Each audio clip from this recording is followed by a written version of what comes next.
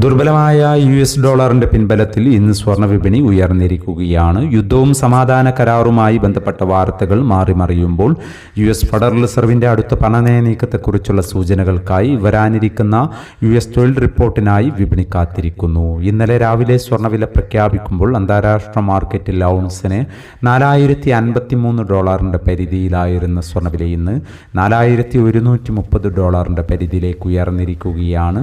ഇന്നലെ രാത്രി വീഡിയോ ചെയ്യുമ്പോൾ $4,086 പരിധിയിലായിരുന്നു. എന്നാൽ പിന്നീട് വിപണി വീണ്ടും ഉയരുകയായിരുന്നു. ഇന്നലെ രാത്രി തങ്കവില ഗ്രാമിന് 14,050 രൂപയുടെ പരിധിയിലായിരുന്നു. വൈകി വരുന്ന ഇന്നത്തെ തങ്കവിലയും ഇന്നത്തെ തങ്കവില അടിസ്ഥാനമാക്കി സ്വർണം വിൽക്കുമ്പോൾ ലഭിക്കേണ്ട തുകയും 11 മണിയോടെ കമന്റ് ബോക്സിൽ പിൻ ചെയ്യുന്നതാണ്.